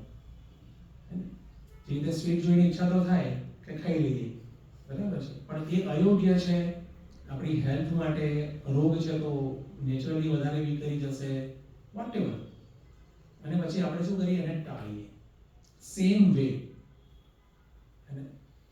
આ બધા જે કોઈ પણ સારા કર્મ જો હોય છે એનાથી પણ આપણો અહંકાર વધવો ના જોઈએ. ઓકે, તો એ વધે છે તો પછી નેચરલી આપણું ત્યાં જ એનું ફળ મળી ગયું. ઓકે, જે નામ થયું અને અહંકાર વધ્યો એનાથી ઉલટાનું આપણે અધોગતિ થશે, કારણ કે નેચરલી કશું ભૂલ કરીશું. તો આગળ જઈએ. અન્ય શ્રેય ન વેદયંતે, કે એનાથી વિશેષ કશું કરવાનું આવતું નથી. ઓકે, એનાથી વિશેષ કશું. અને ઉદાહરણ યાદ આવે છે કે એ કહેતા હતા એક પ્રકારે, અને ટોપમાં જ કહેતા હતા કે કેટલાક લોકો એવા છે કે મારી જ ટોક જે છે, મારા જ પ્રવચનો ઓર્ગેનાઇઝ કરે, ભાગવત સપ્તાહ, અને પછી એ સપ્તાહનો સરસ રીતે ઓર્ગેનાઇઝ કરી હોય અને પોતે ક્યાં બેઠા હોય, મંડપની બહાર. પોતે મંડપની બહાર કે મારે જરૂર નથી, મેં તો કરવાનું કરી નાખ્યું, આવી ગયું બધું એમાં. જો આ પ્રકારના એક્સપ્રેશન્સ થતા હોય છે તો કહે છે કે નો, આગળ વધો. ઉપદેશ તો એ છે, જે કરે છે એનાથી વધારે આગળ વધો. પછી ઘણી વાર આપણે એવું કહીએ કે આ તો મારી ઉંમર થઈ ગઈ, પણ ઘણી બધી જગ્યાએ ઉંમર નથી હોતી. આપણે જોઈશું તો ખ્યાલ આવશે. ઘણા બધા મોજ શોખમાં ઉંમર નથી ને. હા, ખ્યાલ આવે છે. તો આ મૂળતા છે એવું શ્રુતિમાં કહે છે. અન્ય શ્રેય ન વેદયંતે, એમને ખ્યાલ નથી અન્ય કોઈ શ્રેય જેવું કશું છે. મારે ચિત્ત શુદ્ધિ, ગીતાનું પારાયણ કરવું જોઈએ, ગીતાનો અભ્યાસ કરવો જોઈએ, નિષ્કામ કર્મ કરવું જોઈએ કે જેથી વેદાંતના શ્રવણનો અધિકારી બનો. મારી બુદ્ધિ એટલી પ્રોપર બને કે હું ગીતાને સમજી શકું, ઉપનિષદને સમજી શકું, મનન નિધિધ્યાસન કરે છે, એ પ્રકારનું એ લોકોના રડારમાં ના હોય. ઓકે, એટલે આપણે તેનાથી બચેલા હોવા જોઈએ. અને બહુ સ્પષ્ટ છે. ધારો કે વેદાંતની વાત કરી તો કે જે વેદાંતનો અભ્યાસ છે, ભગવદ્ ગીતા કે અન્ય કોઈ પણ ગ્રંથ, આપણે એ અભ્યાસ કદી પણ ના છોડવો જોઈએ. એટલા માટે નિત્ય સત્સંગની વાત કરી છે. સત્સંગ ના છોડવો જોઈએ, સ્વ અભ્યાસ ના છોડવો જોઈએ. ઘણા મહાત્માઓ તો ત્યાં સુધી કહે છે કે તમારી સેવા પૂજા અને સાધના ધારો કે એ ખંડિત થાય, મીન્સ કે બ્રેક પડે તો ચાલશે, અભ્યાસમાં બ્રેક ના પડવો જોઈએ. એટલું બધું ઇમ્પોર્ટન્ટ છે, કારણ કે એ જ આપણી બુદ્ધિને પ્રકાશ આપે છે, જ્ઞાન આપે છે. અને જેવું બુદ્ધિના જ્ઞાનનું લેવલ, તેવી આપણી ભાવનાઓ અને ક્રિયાઓ. તો એ વાત છે.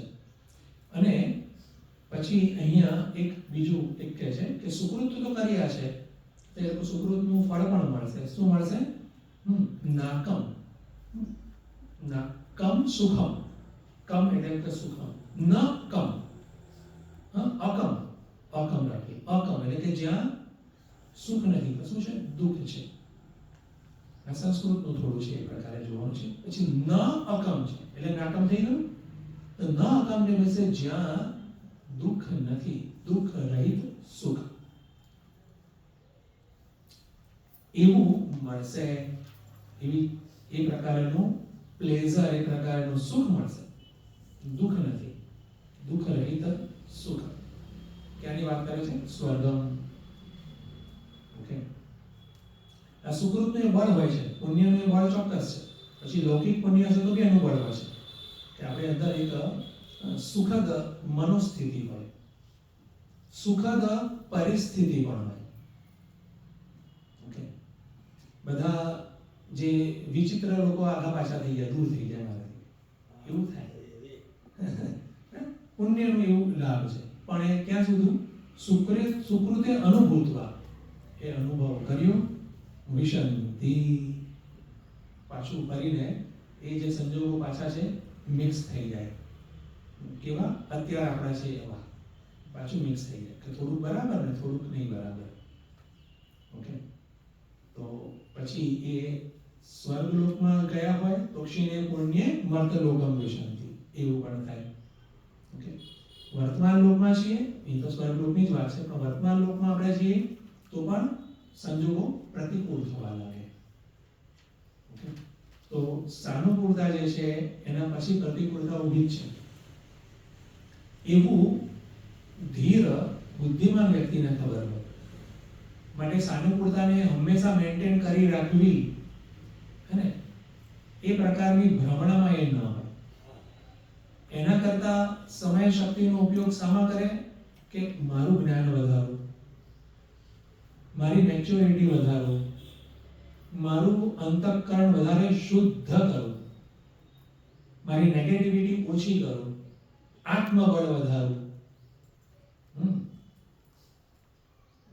યજ્ઞ દાન તપકર્મ રૂપી હું અનુષ્ઠાન લઉં.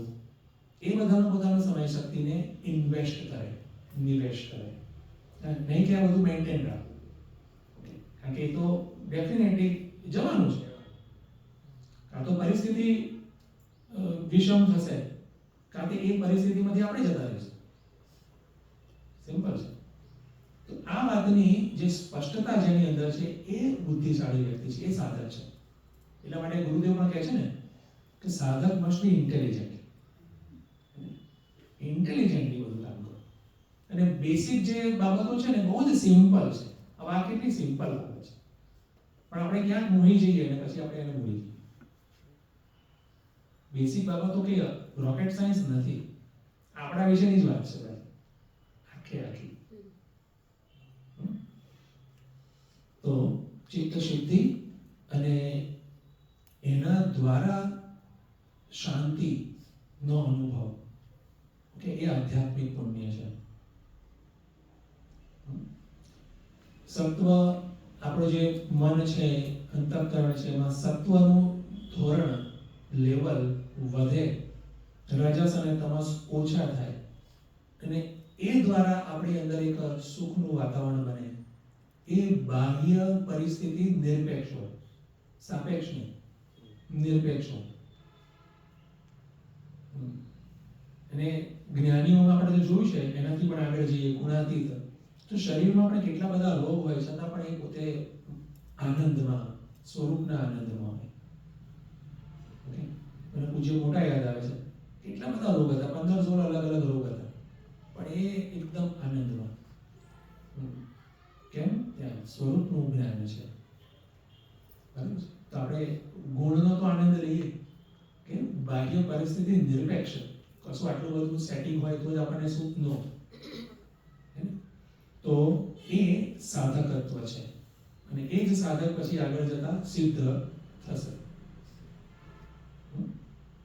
ઓકે, તો આટલું એક રાખી અને હવે એક ખાલી આઉટલાઈન આપી દઉં કે જે સકામ કર્મી છે, અથવા તો એની જે ફિક્સ માઇન્ડ છે કે દુનિયામાંથી મને બધું મળી જશે, પછી એ લૌકિક કર્મથી મળે કે ધાર્મિક કર્મથી મળે, કોઈ સેવાના કર્મથી મળે કે પછી હું કશું ફેક્ટરી વગેરે નાખીને કે અર્નિંગ કરીને કરું, એને જે માનસિકતા અહીંયા દેખાડી છે એને લાભ મળે છે પણ દેખાડે છે, અને એને કારણે જે એની લિમિટેશન અને નુકસાન થાય છે પણ દેખાડે છે. આટલું કહે છે. અને પછી આગળનો જે મંત્ર છે 11 અને 12, 11, 12 અને 13 પણ છે ને. તો એમાં ખાસ કરીને 11નો મંત્ર, એમાં ઉપાસનાની વાત કરે છે. હવે જે વ્યક્તિ ઉપાસના પ્રધાન છે, ઓકે, આ બધા સોફા જે વાત કરી કર્મ પ્રધાન, ઓકે, હવે કર્મમાંથી એક ગ્રેજ્યુએટ થયા છે, પર થયા છે કે હવે આની આવશ્યકતા નથી, મને ખ્યાલ છે. કર્મ તો મને ડેફિનેટલી બહુ જ ક્ષણિક ફળ આપે છે, ઉપાસના વધારે ઉચ્ચ ફળ મળે છે મને, એની સ્પષ્ટતા છે. તો એ દિશામાં વધારે આગળ જાય છે. તો એની કયા પ્રકારનું એનું જીવન હોય છે અને એને શું લાભ મળે છે એ આગળના મંત્રમાં કહે છે. અને ત્યારબાદ પણ એક વાત છે કે જેમાં કેવી રીતે વ્યક્તિ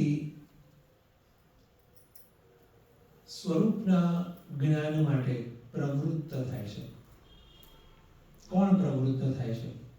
એના જીવનમાં કયા પ્રકારનું પરિવર્તન આવ્યું હોય છે. ઓકે, એની વાત કરે છે. ઓકે, તો આ બીજો જે ખંડ છે પહેલા મુંડકનો, એમાં આ પ્રકારે અલગ અલગ સ્ટેજની વાત છે. અને આત્મજ્ઞાન માટે આઈડિયલી કોણ લાયક છે એ છેલ્લે બે મંત્રોમાં બતાવે છે. ઓકે, તો એ પણ આપણે જોઈશું. આજે હવે જેટલું શ્રવણ થયું છે તેનું તમે સૌ સ્વપ્રયાસે મનન તમે કરશો, આંખો બંધ કરી, અને જે પણ અગત્યના લાગે તે વિચારને ફરીથી ચિંતન કરશો.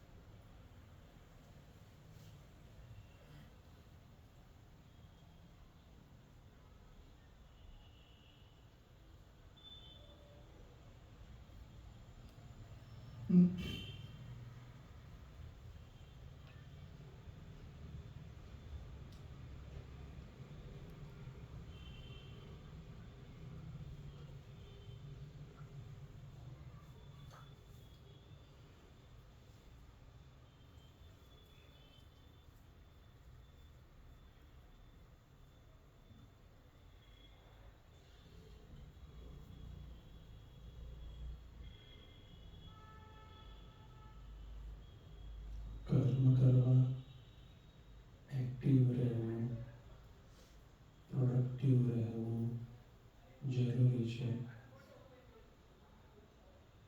જીવન ચલાવવા માટે કેટલેક અંશે આવશ્યક પણ છે.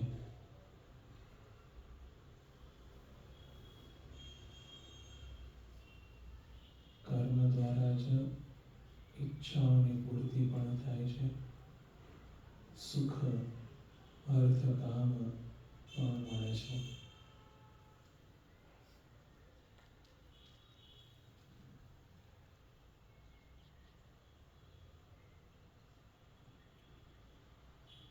લૌકિક કર્મ અથવા ધાર્મિક કર્મ, બંને કર્મ દ્વારા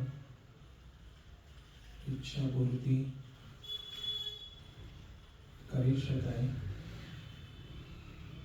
વેદ તેને નકારતી નથી, શ્રુતિ તેને હીન નથી ગણતી, પણ જે વ્યક્તિ બલાત આ જ ક્રિયાઓ કરે રાખે છે તેની શ્રુતિ નિંદા કરે છે.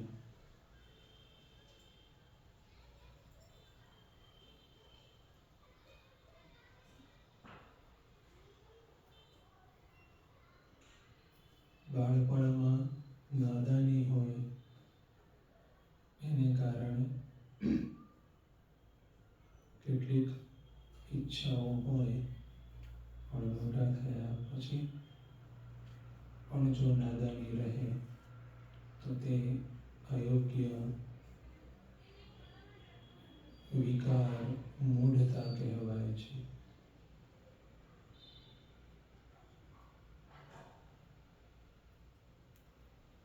ધાર્મિક રૂપે કે લૌકિક રૂપે ઇવન સુકૃત કર્યા હોય, કોઈક ધાર્મિક યજ્ઞ કર્યો હોય વિશેષ, કોઈક સામાજિક સેવાનું કાર્ય કર્યું હોય, તે બધા જ ઉપયોગી છે સ્વયં અને સમાજ માટે, શુભ પણ છે. પણ તે કાર્યની પાછળનો એટીટ્યુડ, આશય જો સ્વયંનું નામ, યશ વધે તેવો હોય, તે વ્યક્તિને શ્રુતિ મૂઢ કહે છે.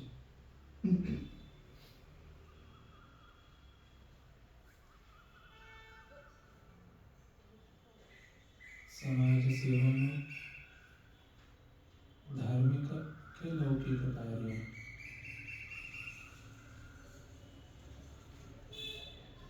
સમાજમાં જે પણ ખૂટે છે તેની પૂર્તિ કરવી, દેવાલય, હોસ્પિટલ, સ્કૂલ, અન્ન, જળ, જે પણ અભાવ હોય તેની પૂર્તિ કરવી તે શુભ છે. કોઈ વિશેષ યાગ હવન કરવા તે શુભ બાબત છે, આવકાર્ય છે, ચોક્કસપણે પુણ્ય અર્જિત થાય છે.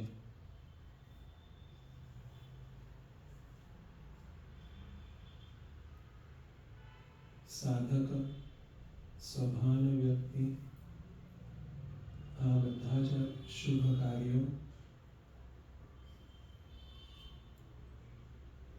અહંકાર વધારવા હેતુ ન કરે.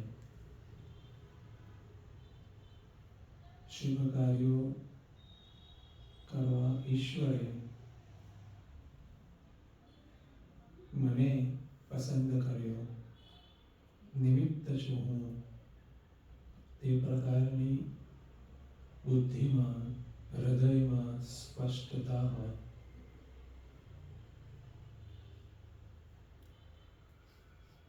તેવા વ્યક્તિને શ્રુતિ અભિનંદન આપે છે.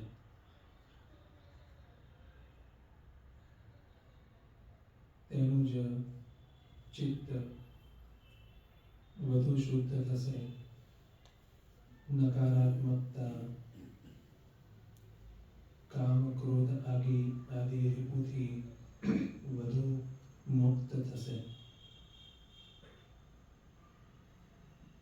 અને સ્વરૂપ બોધ હેઠું, સ્વરૂપ બોધ માટે વેદાંતનો શ્રવણનો અધિકારી બનશે.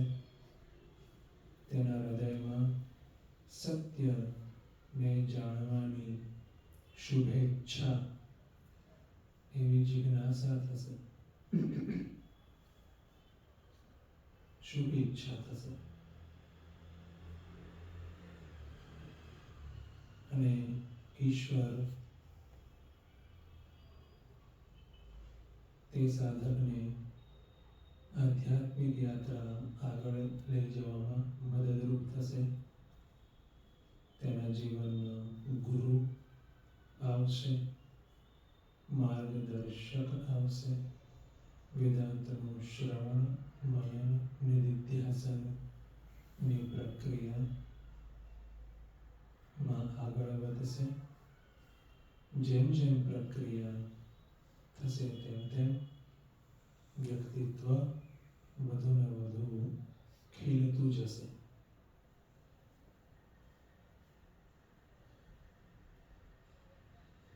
પણ જે વ્યક્તિ તેમ માને છે કે જે કોઈ પણ કાર્ય હું કરું છું, જે કોઈ પણ જીવન પદ્ધતિ હું જીવું છું, તે સર્વશ્રેષ્ઠ છે,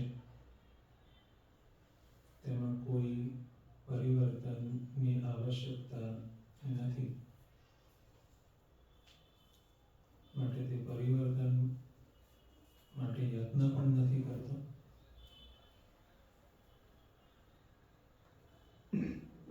તેને શ્રુતિ કહે છે મૂઢાઃ.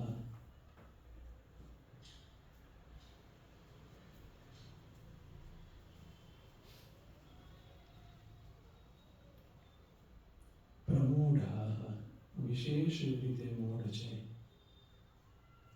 સત્યનો ખ્યાલ નથી, છતાં પણ પોતે માને છે કે મને ખબર છે, હું જ્ઞાની છું. એ પ્રકારની ખોટી સમજ લઈને જીવતો હોય. પોતે તો આંધળો છે, બીજાને પણ દોરવા, બીજાને પણ લીડ કરવા માટે એ યત્નશીલ થાય. પોતે તો ખાડામાં પડે, અન્યને પણ ખાડામાં પાડે.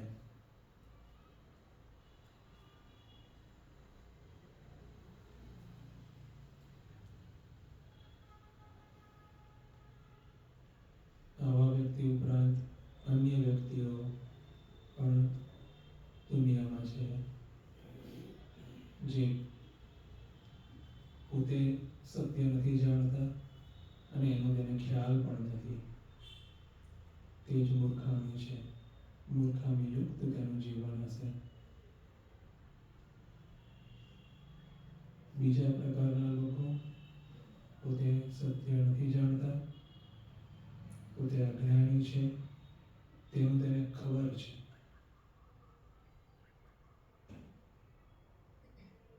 તેને જ અજ્ઞાની કહેવાય અને એ જ વ્યક્તિનું અજ્ઞાન દૂર પણ થઈ શકે. તે વ્યક્તિ પોતે જ અજ્ઞાન દૂર કરવા માટે સંસ્કાર અનુસાર યત્ન કરશે. ત્રીજા પ્રકારનો વ્યક્તિ સત્ય જાણે છે, પણ પોતાને ખ્યાલ નથી કે મને સત્યની ખબર છે.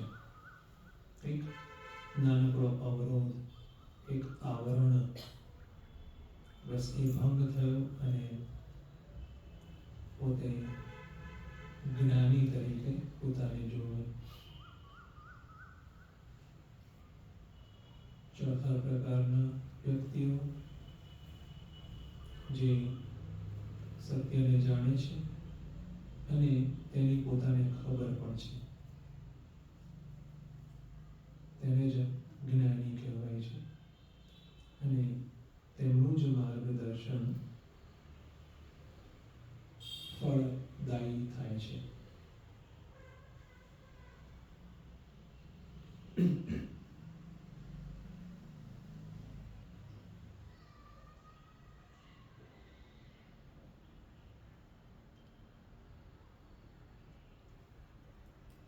સ્વાર્થયુક્ત જીવન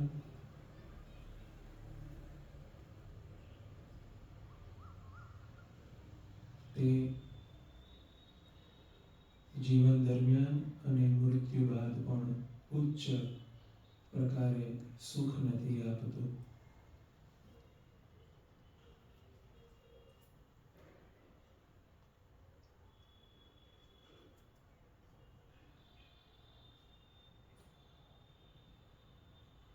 પરસુખ અર્થે કરેલા કર્મ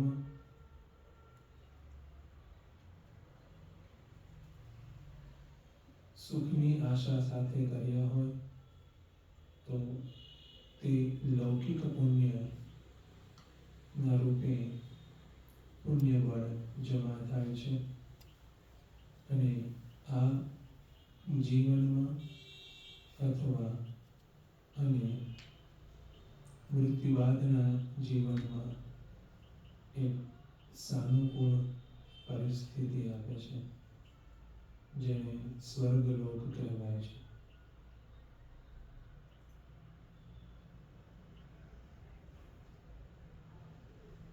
જેવું પુણ્યની કક્ષા તદ અનુસાર વધુ ઉચ્ચ સ્વર્ગલોકની પ્રાપ્તિ થાય.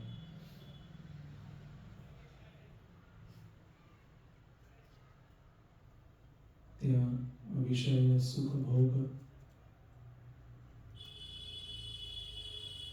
અને એ સુખ ભોગના સાધન એટલે કે ઇન્દ્રિયો બંને જ પ્રચુર માત્રામાં અને ઇન્દ્રિયોનું બળ પણ વિશિષ્ટ હોય.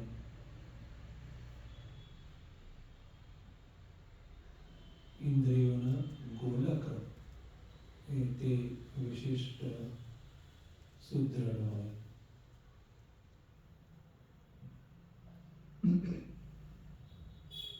સુખ ભોગનો આનંદ કરી ક્ષીણે પુણ્ય મર્ત્યલોકમ વિશાંતિ એ સમયે મોક્ષય થતા પાછા ફરીથી મર્ત્યલોકમાં તે જીવ આવે છે અને તે પ્રકારે પોતાની યાત્રા આ પ્રકારે ચાલુ જ રહે છે.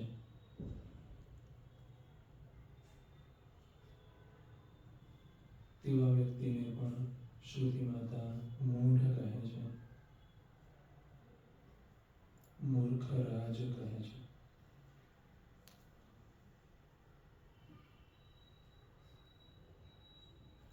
આધ્યાત્મિક સાધક બુદ્ધિમાન હોય તે જીવનના તથ્યોને સારી રીતે પચાવીને બેઠો હોય, તદ અનુસાર જ તેના